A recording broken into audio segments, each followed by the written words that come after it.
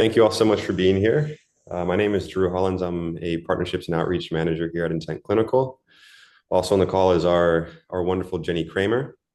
Jennie is a senior clinical advisor for Intent Clinical, specializing in eating disorders and family coaching. She is also a certified eating disorder specialist and co-author of Overcoming Binge Eating for Dummies. Jennie is also the founder and executive director of Metro Behavioral Health Associates Eating Disorder Center in Scarsdale, New York, and is co-host of the Body Peace podcast.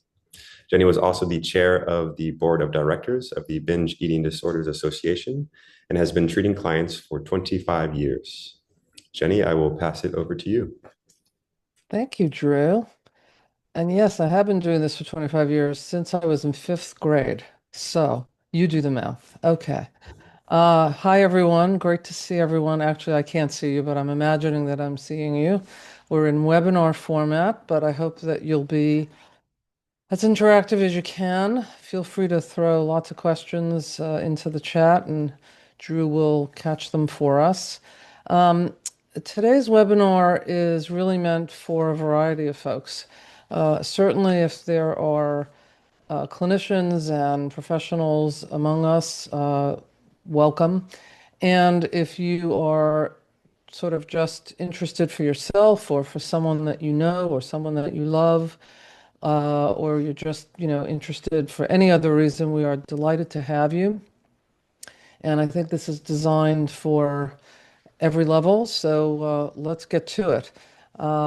Drew, we'll go to the first slide, please. So if you are, in fact, a clinician, or if you're really thinking about someone, it could even be yourself, um, you know, think about who you're attending this for. Think about whether there are people in your life, professionally or personally, that would benefit from you knowing more.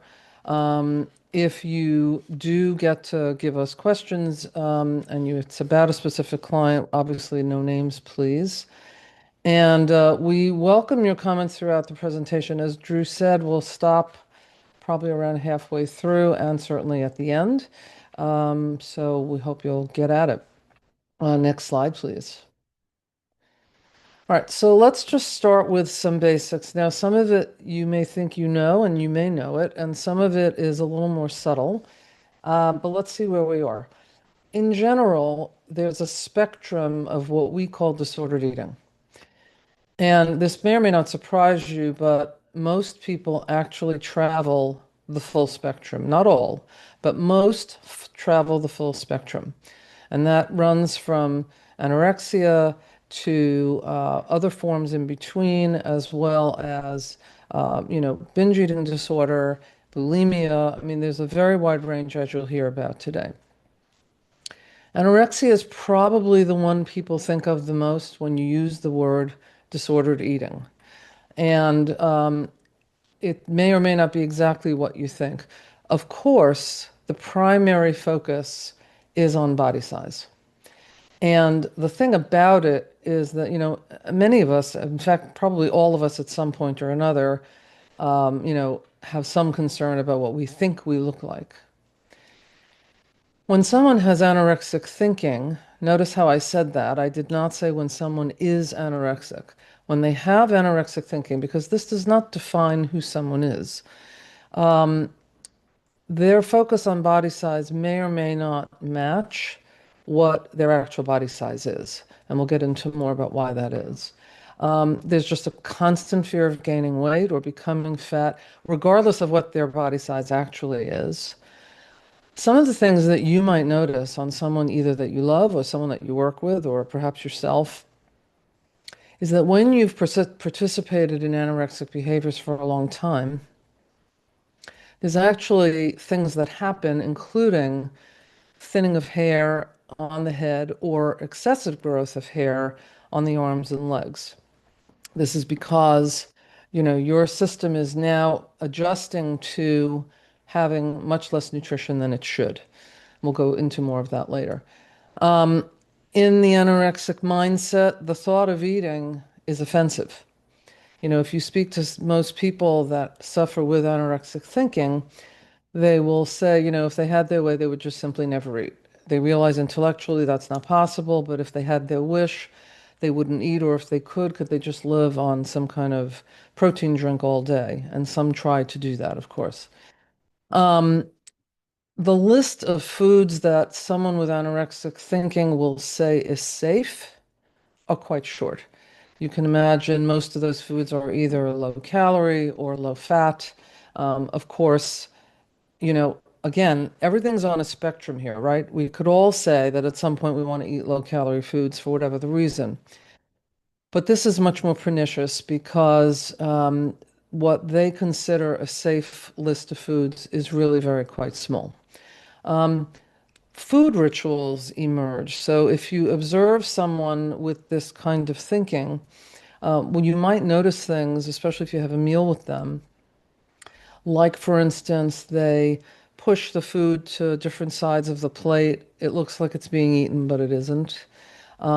Sometimes they may eat foods in a particular order that just makes them more comfortable. There are those who, for instance, if you gave them a sandwich, they can't just pick up a sandwich and eat it. They have to cut it into many small pieces and pick it apart and eat it in smaller bites so that it feels like less food. They may have a particular plate that they must almost always use. They may have a particular set of flatware that they have to use. Again, all of it is meant to just be more comfortable in whatever way that they can. If you know anyone that has OCD or obsessive compulsive disorder or some form of that, some of this starts to sound familiar. The rituals are meant to feel more comfortable. Um, Females with disordered eating in the form of anorexia may lose their period. It's no longer part of our diagnostic criteria. It used to be because not everybody does, but for those who do lose their weight, it's sort of worn as a badge of honor, like they've made it. You can understand that. Next slide, please. The other form of disordered eating that is most worrisome to those of us who work with folks is bulimia. It's interesting that most of the statistics about death as a result of an eating disorder relate to anorexia. The truth is that bulimia is equally as dangerous. There are episodes of binges, right, which are followed by some form of purging. It's mostly vomiting, self-induced vomiting, but someone can also use a compensatory behavior like the use of diuretics or laxatives. It's possible to also abuse exercise. That one's murkier because everything is context driven. How much is too much, how much is too little. It's relative to the amount of nutrition that's being taken in, but it's also relative to mindset. We'll get to exercise in a little bit. Interestingly, those who are more in the bulimic realm of things tend to abuse alcohol or drugs. You can almost start to think about this intuitively. Someone with anorexic thinking wouldn't dare do alcohol or drugs because, number one, it might feel too caloric or basically less perfect than they'd like to be. It's more seen than they'd like to be. Someone with more of the bulimic behaviors are more likely to use alcohol or drugs. Not that you must, but it's just more likely statistically because it's all meant to be a numbing behavior. Lots of brain chemicals involved. Self-harm, again, could happen to anyone, more likely in the bulimic range of things. All meant to feel, not feel, all, have their own risk attached to them. It's important to say here that there's something called anorexia purge type. What we were talking about just before in the previous slide was anorexia restrictive type. With anorexia purge type, it is not this. There isn't a binge that precedes, a vomiting exercise. It's really that they're really purging literally anything they eat. So they could have a stick of celery and they're still going to purge it because it's just so offensive that it be in the body. For my money, that is the most dangerous form of disordered eating because on top of being so severely malnourished, now there's also purging that occurs, which creates, cardiac risk and other such things. Next slide, please. Um, Binge eating disorder, in my mind, is the most misunderstood. If you'll allow me, I'm going to just give you a very quick distinction between three things. So, first of all, there's something called compulsive overeating. You could call this grazing, you could call it noshing. It's the kind of thing where it has nothing to do with a hunger cue, it has nothing to do with a satiety cue. There's just sort of eating, kind of all day long. Someone will say often that, they work in an office and they have a drawer at their office and they just keep pulling up, stuff out of the drawer and keep eating. It's kind of mindless. A lot of it they don't even realize until they're asked to stop and just sort of notice it for a day. And then they say, oh gosh, I had no idea, how much I was eating. The one thing that's very distinct about it is that it has nothing to do with hunger or satiety. It's just sort of like a behavior that accompanies the day. The next form I'm going to call emotional eating. That too has nothing to do with hunger or satiety cues, but it's much more episodic. You kind of know when you're doing it. I feel nervous. I need this food to eat just because I want to feel better, or I'm anticipating something, or something happened, and I'd rather sit with a quart of ice cream than therapy. Thank you very much. And so it's just sort of like something where that for this moment, that's meant to attempt to soothe your pain. Binge eating has elements of both, but it's a little more distinct in that it is a vastly large amount of food with each episode. That's not a value judgment. That's really determined by what makes the binge stop. Usually, binges stop either because someone's in physical pain, or because they fall asleep, or because they run out of food. And so it's a vastly large amount of food in a discrete period of time. Maybe it's 30 minutes, 60 minutes, 90 minutes. Although it doesn't have to be, it's often at night, it's often alone. Most people who report binge eating behaviors, sometimes it takes place in a car. The idea is not to be seen. The idea is that there's a lot of shame attached to it. So now there's emotional and physical pain that was meant to be healed by this, and it actually causes its own.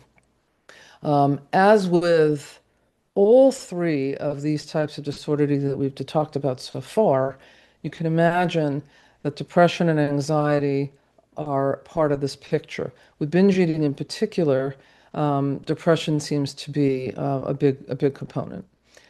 Next slide, please. There are other forms of disordered eating.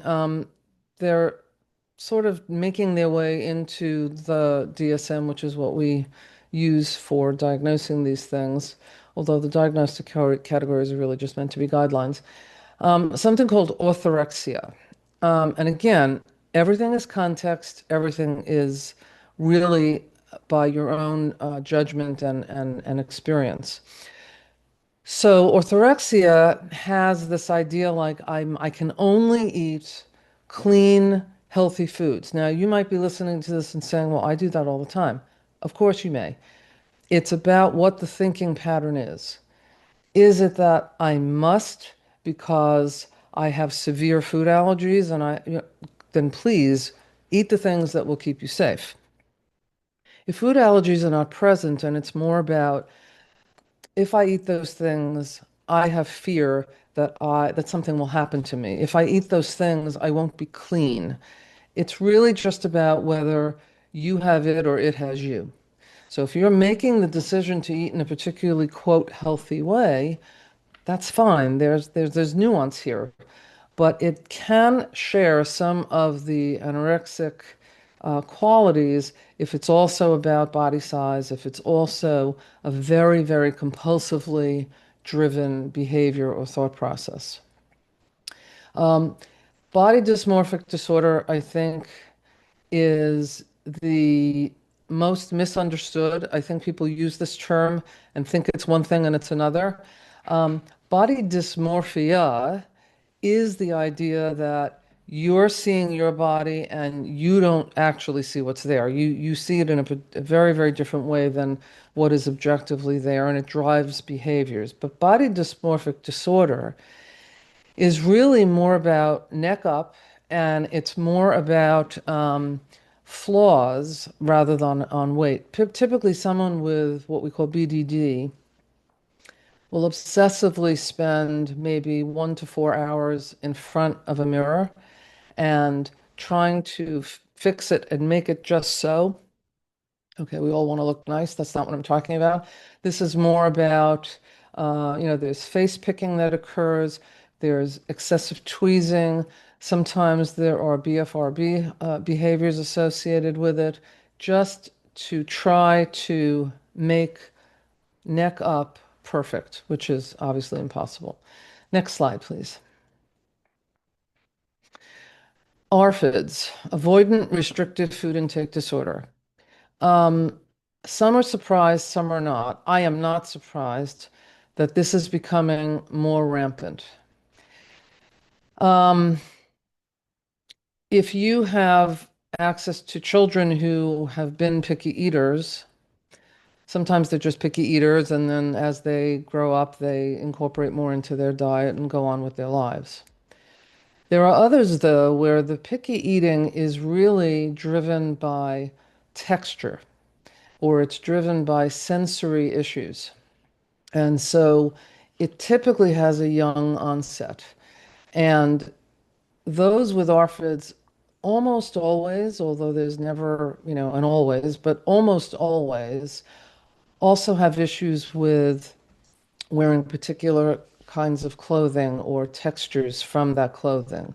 Um, they may have other neurodivergence that goes with it. And ARFIDS has now, I'm happy to say, a very specific treatment protocol, which involves the family, but which also involves what we call exposure therapy, so that we can hopefully slowly expand their menus. You can almost tell an orphid's kid a mile away because there's kind of three foods that they'll eat, and they remain that way for years. It usually has something to do with pizza and other crunchy and beige things. There's a lot of mac and cheese involved.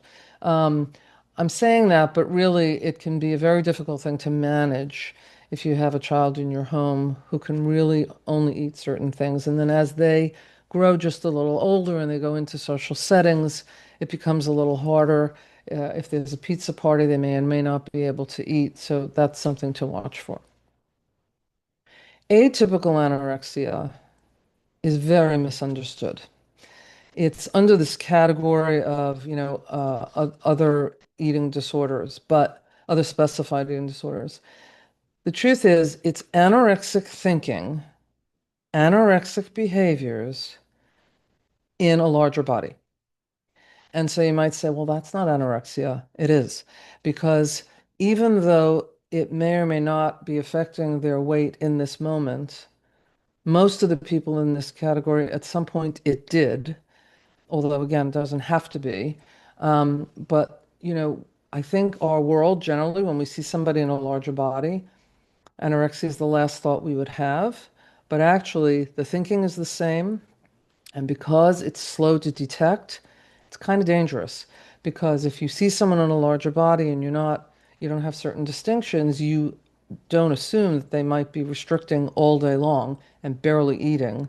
And so one of the reasons why they're actually in a larger body is because their metabolisms have kind of gone flat. Next slide, please. Okay, this part I think is, kind of obvious in some ways, fairly intuitive, but let's go through it just a little. Why does someone have an eating disorder, right? So there's a cavalcade of things that happen at the same time. There is an inheritability. Now, let me be crystal clear about this. If you are someone who is suffering or has suffered from disordered eating, you're not handing it down to your children. You can't give it to them, at least as far as we know. However, If you live with someone who has had or is currently suffering from disordered eating, it's in your environment. And so if other things are true, you're just a little more likely to develop one. On the subject of inheritabilities, it also so happens that many, if not most people who develop an eating disorder of some kind have in their family histories, in their direct bloodlines, parents, grandparents, some other addictions like alcohol or drugs. Now, let me also say, just from my standpoint on these things, eating disorders are not addictions. You can be addicted to a substance, you can be addicted to a drug, to alcohol. You cannot be addicted to food. I can hear the roar. No, you cannot be addicted to food. You may find that there are foods that are likely to sort of maybe trigger you into some kind of episode, but you're not addicted to them. And what you may have is what's called a process addiction. And what that means is similar to gambling, similar to what we call sex addiction. Your brain is firing up, your brain is readying because it is used to and ready for certain behavior, but it's not the food itself. And I say this simply because whereas with drugs and alcohol and other such things, the objective in most cases, not all, may be to never have that thing again. You cannot not ever have food again. So the approach and the treatment is different. Other things that enter into this picture is some form of trauma. Now, it's interesting. I think when you do a competent intake with someone to really just kind of get to know them and understand the behaviors and the history, if you say to someone, so have you suffered trauma? Unless it's really obvious, they sort of flinch at the word and they say, no, I don't think so. So that's not what we said. We're talking about things that happen where you feel like you haven't had any control over that situation. And as you process those things that have happened, your mind, your body, your soul do everything they can to protect you from remembering those things or from blaming yourself for those things. So it could be things like bullying, which unfortunately is very rampant right now, more so than ever before because of social media. Of course, sexual or physical trauma, abuse. Verbal and emotional abuse is very underrated. It is as damaging as physical and sexual abuse. The early loss of someone that you love, whether it be a parent or a sibling or a grandparent, when you're very young and you lose somebody very early, that can be traumatic depending on what role they play in your lives. Um, Social anxiety can be traumatic for someone if they just have never fit in, don't feel like they're ever going to fit in. There are larger traumas that occur when you are the subject of stigma or bias or marginalization, be that because of the color of your skin or your gender or your sexual orientation or frankly your body size. That leads us to the effects of diet culture. Um, that's a whole other webinar that we could do for 4 hours straight, but let me just say this. It is a fact that we live in the land of diet culture. There are multi-billion dollar businesses that, are based on that. The thing is that it goes back a very, very long time. There's a big history associated with it, and it is marginalization. And to simply put it, thin is good, fat is bad. That is the thinking. And as if there's nothing in between.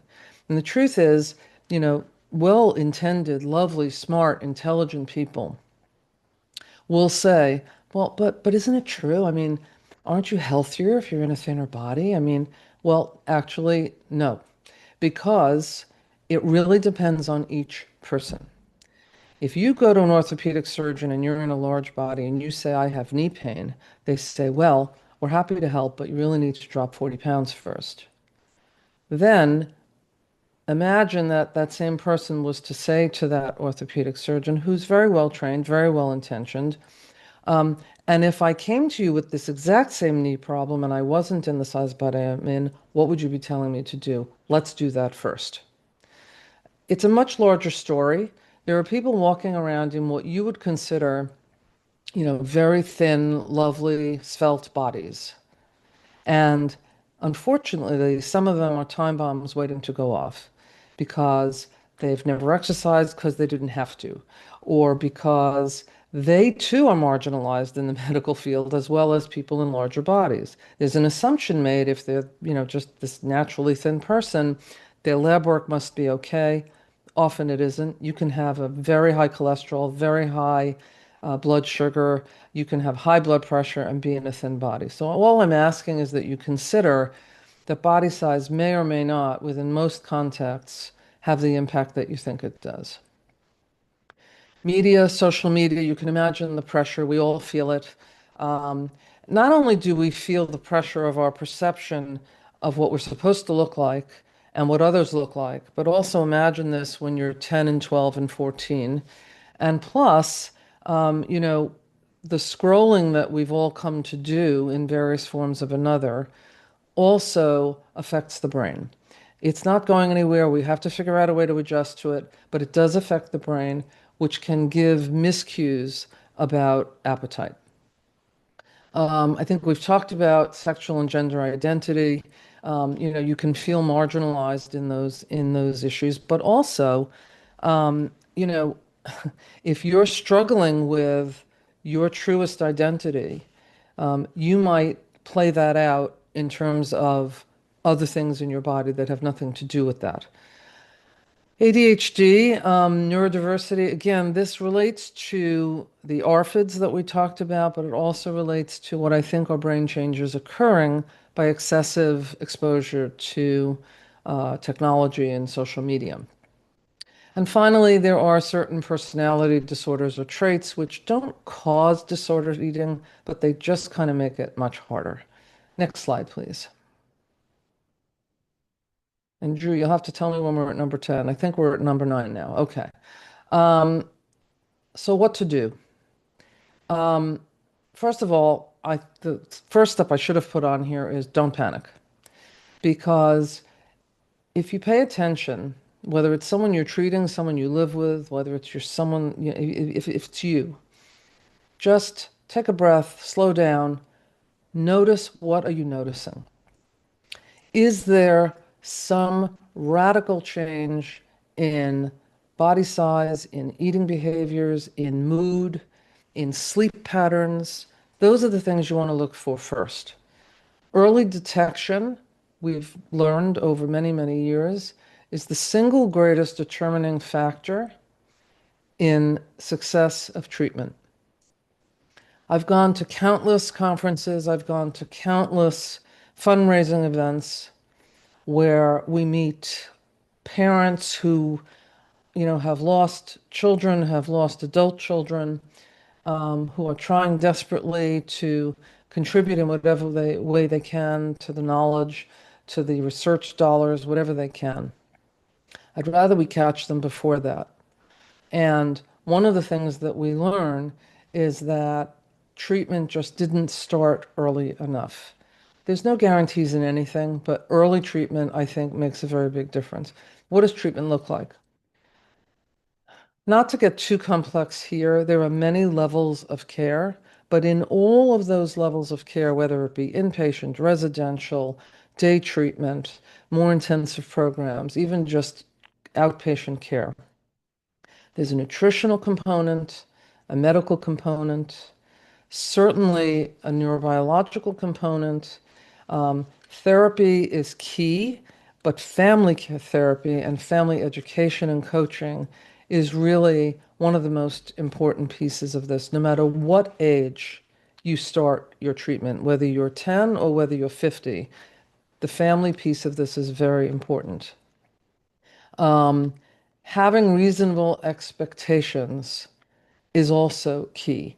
I've seen too many cases where, again, well-trained, well-intentioned clinicians, have a heart attack because they see, oh my gosh, they're too thin.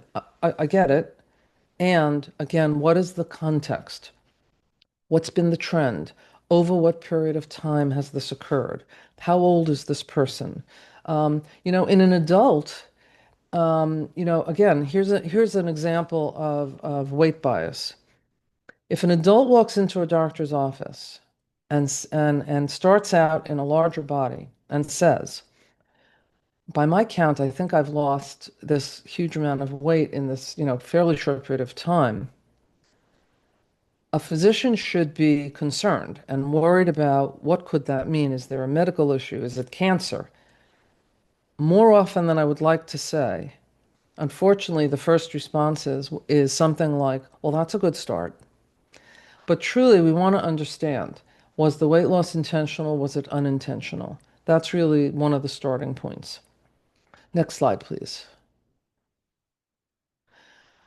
Okay, before we get to treatment, I think this would be just a moment to stop and just let me know if there are any burning questions that shouldn't wait until the end. Drew, just let me know. Yeah, we got one question here. So can you give some examples of targeted psychotherapy and what that looks like? Yes, and we're actually about to get to that in about a 30 seconds flat. So before we get to that one, are there any other questions? Because that's the perfect segue for where we're going right now. Sure. No, that's all we got for now. So I think Okay, sure. that's Okay. good. So treatment is layered and it's manifold. It's not just one thing. Um, you're trying to get at a few things at the same time. First of all, there's a set of behaviors that need to be interrupted, and that set of behaviors needs to change in some way. So again, depending on the severity and depending on what level of care someone is at, the idea is to introduce new behaviors that become more reflexive, more of what is their norm. But the other part of this is what's driving it all? What is underneath the behaviors? Is it some of the things we talked about? Is it trauma? Is it just, pressure from family or from media or from friends? Is it something more neurobiological, something inheritable? I mean, these are the things that you're really looking at. So, in any regard, one of the things we find to be most helpful is to calm things down, to calm mood states. DBT skills seem to be some of the best around for navigating some of the triggers. It's about, being less dysregulated.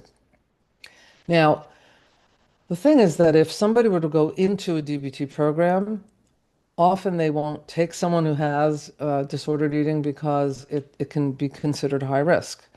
So often what happens is DBT skills get integrated into other forms of treatment, and then maybe later they go into a formalized DBT program. But at the very least, DBT, regulation skills seem to be very helpful, which involves things like a shift in mindset, a certain level of mindfulness.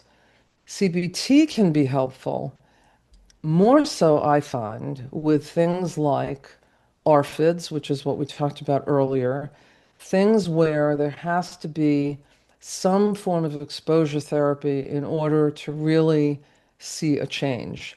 CBT is sort of thought, feeling, behavior, right? So sometimes that can be extremely helpful. To tell you the truth, and this is very unofficial, I think it depends if someone's more right brain dependent or left brain dominant. I think if you are more left brain dominant, you will respond even better to CBT. That's not to say everybody wouldn't, but that's been our experience that when you are thinking more in a more concrete, sort of logical, more scientific way, you will respond better to CBT. If you're a little more right brain dominant, you really want to have a deeper understanding of what's driving the train and what's making this happen.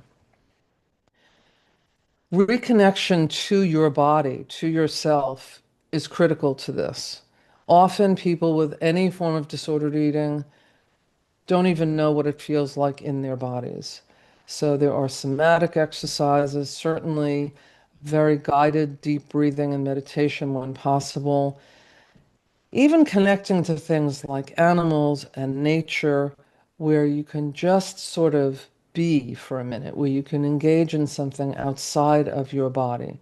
It brings you just sort of back to a grounded state.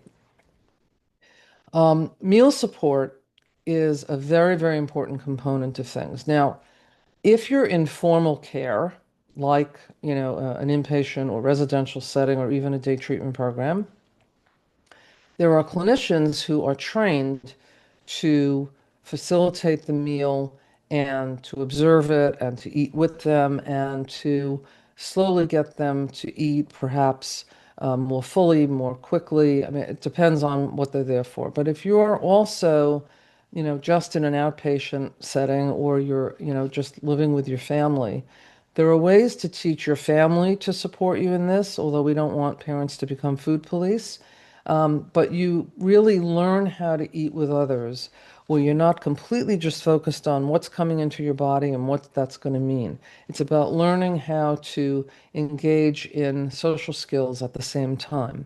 Now, let's say you're someone who lives alone. Well, one of the problems is that if you eat in front of a TV or some other form of technology, your body isn't even going to know you ate because your brain is completely otherwise occupied.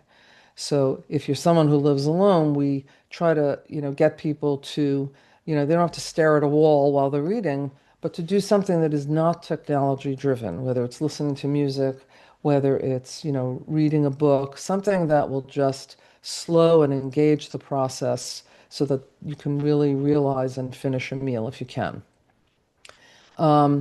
Family support, parent coaching.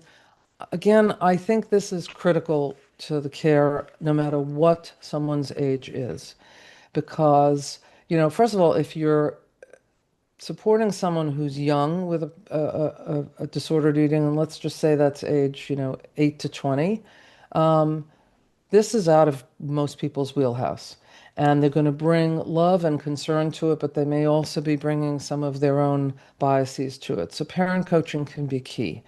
Family support is necessary also in navigating which level of care does someone need. There are specific criteria, but it also has to be done with creativity and with elegance. And integrating the right treatment team, I think, is critical. There are people who really are well trained and mean well and may not know enough about disordered eating to really be as helpful as you would like them to be. Long ago and far away, in the beginning of eating disorder treatment, everybody used to say, "Oh no, no, nobody can move their body while they have an eating disorder. That's just that doesn't work." It's not true. Body movement can become a very joyful thing. It doesn't have to be something that is obsessive or something that is completely avoided. It's about learning how to do what we call attuned movement, where it's something that feels natural to you, something that you love to do, and that you start to become confident doing. Again, not in a compulsive way, just because bodies are meant to move. I think we've beat diet culture to death, but that's really something that one has to have an awareness of inside and outside the home. And that comes with parent coaching, with family support, but also with a very competent team. Creative arts therapy is a favorite of mine because, some people just don't like talky talk. They don't like to, talk about their feelings. With creative arts, and you don't have to even know how to draw a straight line, but with creative arts, there's a way to access certain thoughts, behaviors, and emotions that you might not normally access so easily, and they can really be helpful in sort of unpacking why behaviors exist. Next slide, please. Okay. These are just some quick clinical cues. I'm calling them clinical, but truly, it's things you can look for whether you're in a clinical setting with someone or if they're just in your home. In a clinical setting, there's what I like to call on the couch. Now, obviously, if you're doing, a virtual session with someone, you may or may not see their couch, although I kind of think it's cute because when we treat people in college, they take their laptops and they want to show us their whole dorm, and it's kind of cute. But when you're really looking at someone while you're assessing them, body language is a very important thing. So, for instance, What you might notice is that somebody that has more anorexic thinking, um, they kind of sit on the edge of the couch. Their body is very folded in. They don't want to take up room. They don't want to take up space. They don't even want to touch the back of the couch. One of the ways you may know whether it's been a successful intake and whether they've, come to be a little more comfortable with you is when they start to sit back a little bit on the couch. Um, by comparison, someone who comes in, let's say, with more bulimic behaviors, they're kind of just sort of in the room. They kind of like take up the room with their energy because they're not as restrictive in nature. One of the things to sort of subtly look at is knuckles and fingers.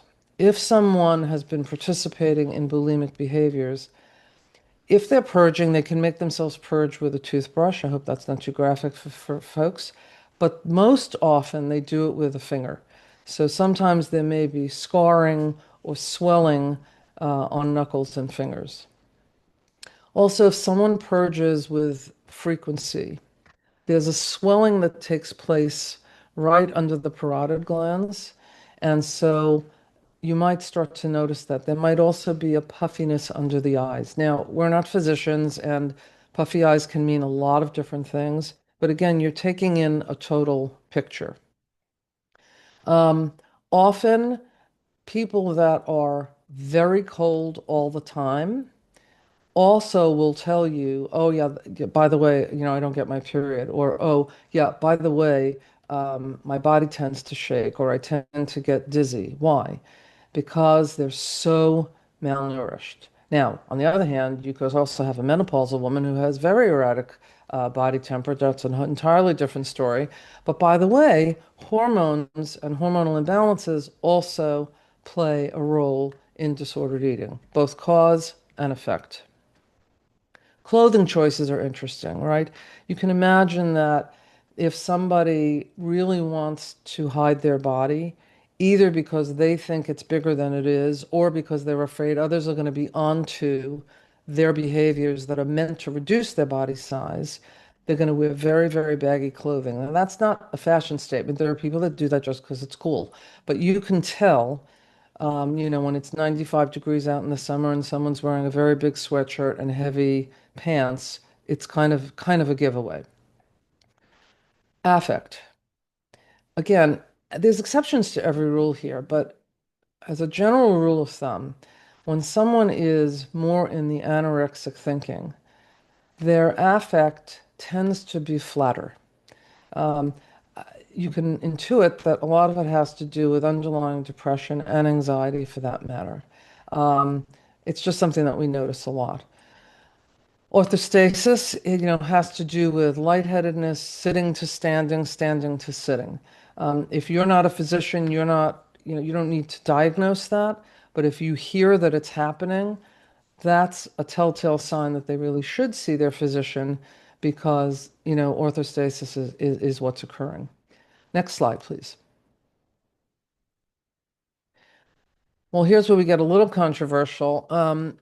BMI is unfortunately still the clinical standard by which, we determine someone's height to weight ratio and whether it's appropriate or not. Um, it's not a thing.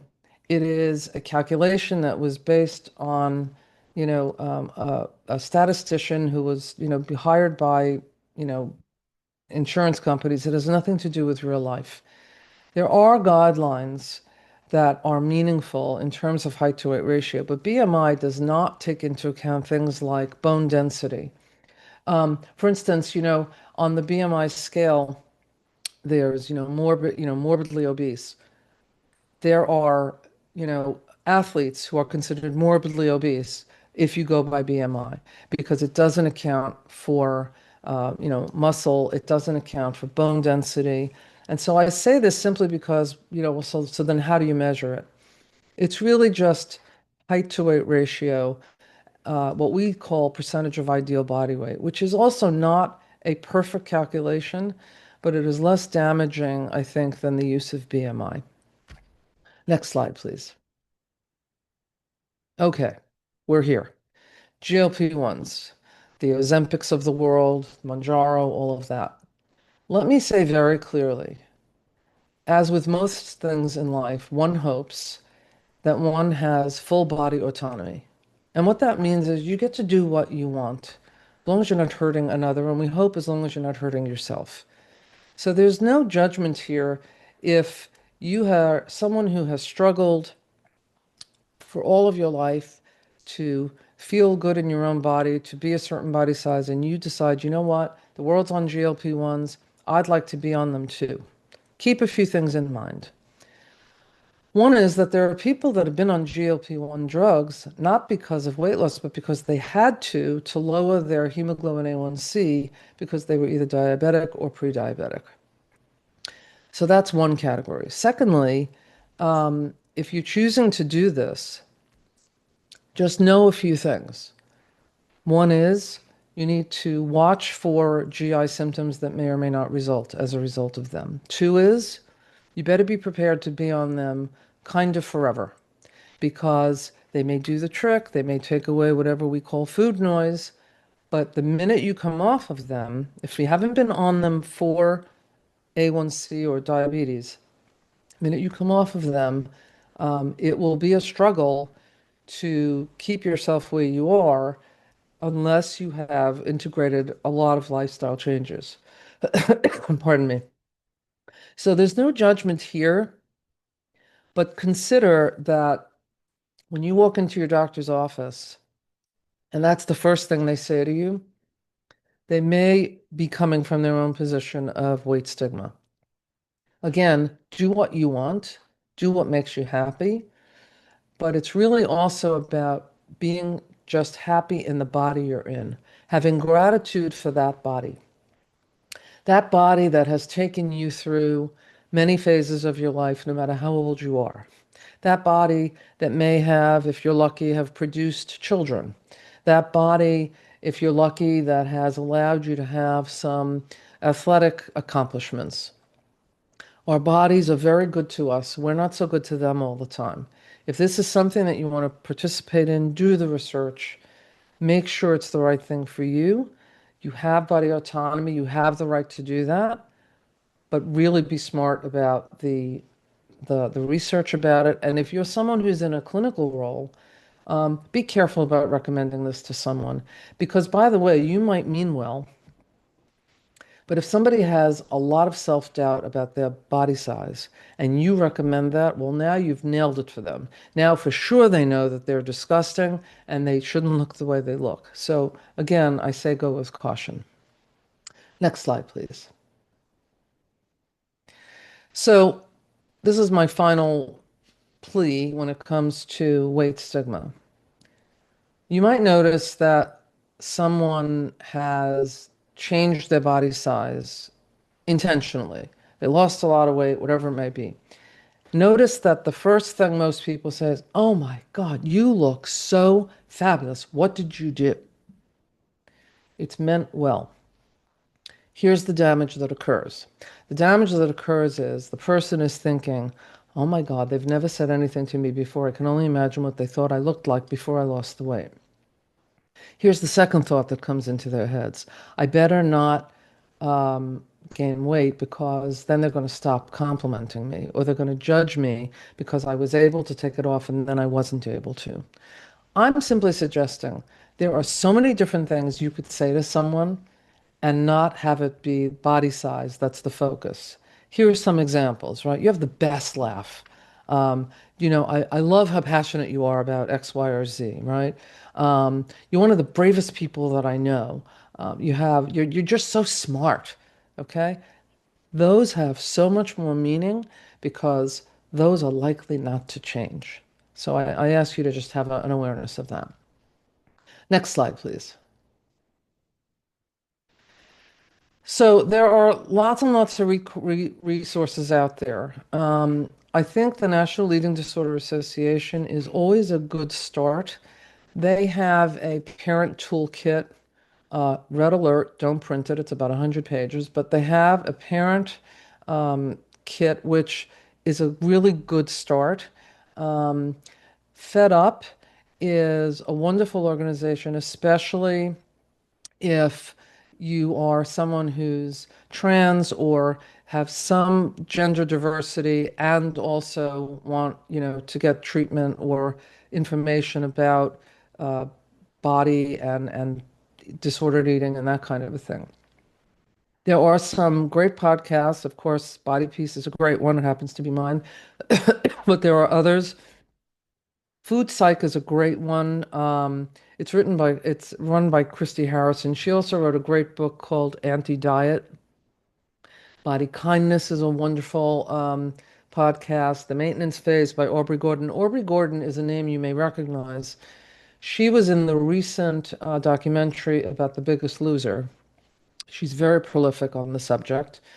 And if you just have a little time on your hands and you want to have a little fun, go to the Harvard Implicit Bias Test and take the one regarding body size.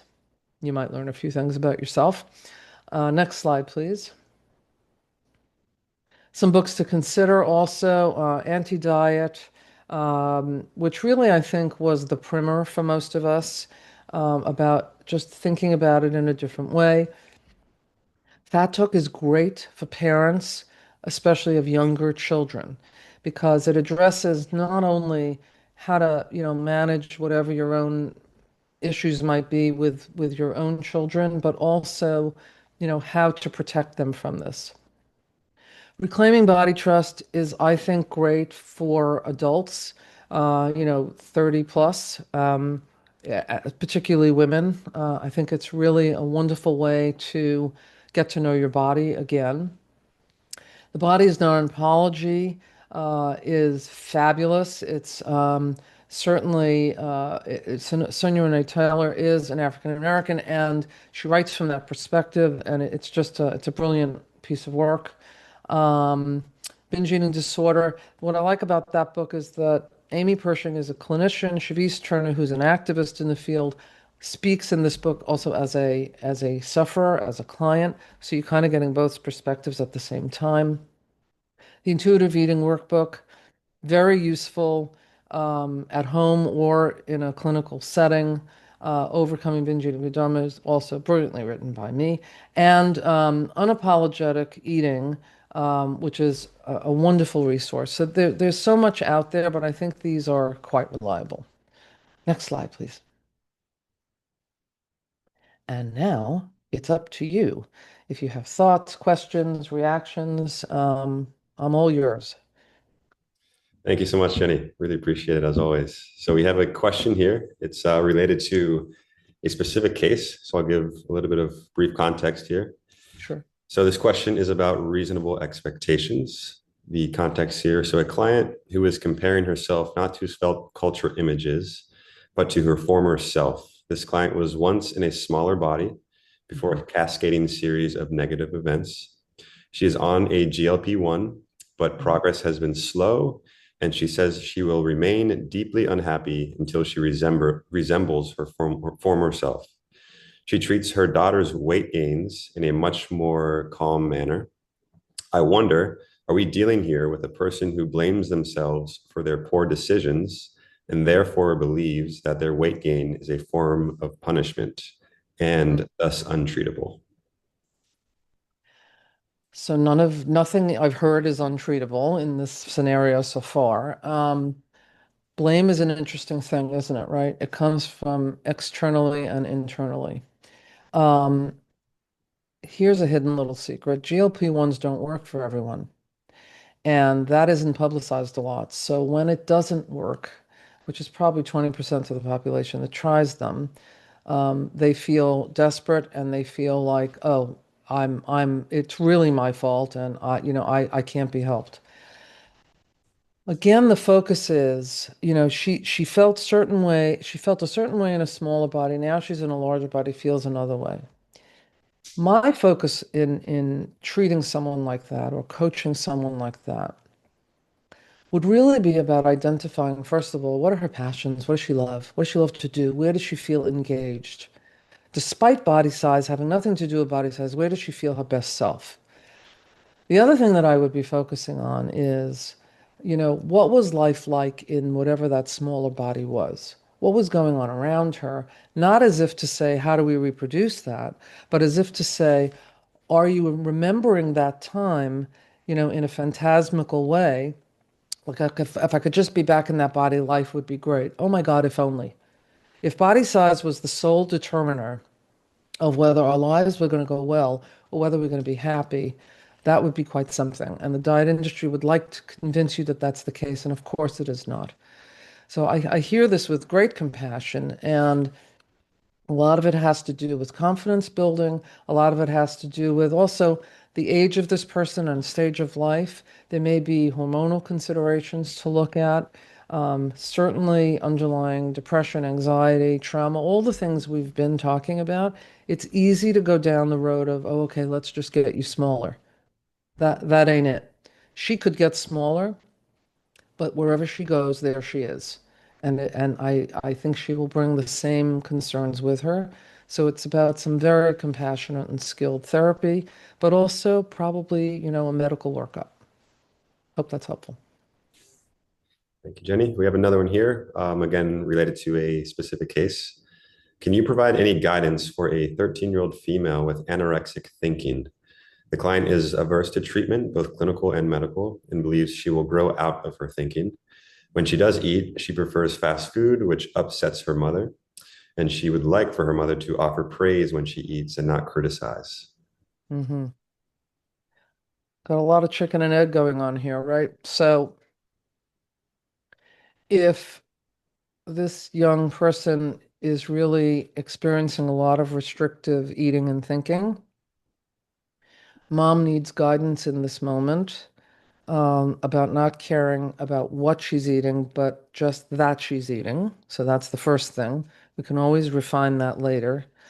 Secondly, 13 is a very interesting age, isn't it, right? There's a lot going on developmentally, socially. Their job at that age is to just start to break out and start to feel independent, and we want them to do that. When it comes to this, however, you have to be the parent and you have to say, look, honey, you know what?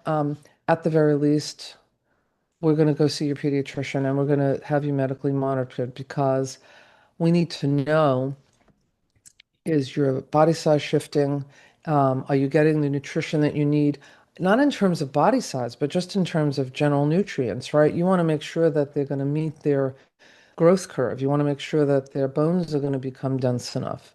And so it becomes more of a medical consideration first. This little fight that's going on between mom and daughter, on some level, it's sort of normal for that age, but don't have the fighting be about food. Because when you take a deeper look, the fighting is about some other things. And so I think, obviously, look, if there are kids that don't want to do therapy per se, there are great adolescent anxiety groups that are great because they're with other kids and they don't feel so singled out. So there's a lot of ways to go about it, but certainly, this has to be attended to. She's not going to grow out of it. That I can guarantee. Thank you, Jenny. So we're just at the hour. So wanted to certainly thank you all for attending. This was recorded, so we will be sending out the recording of the webinar to the email that you registered with. Thank you all so much for being here, and it's a pleasure to see you all. And Jenny, Drew, I'll just add one thing, which is that if some of you have some burning questions that didn't get answered today, please feel free to email me at jkramer@intentclinical.com. Thank you. thank you all very much. Take care.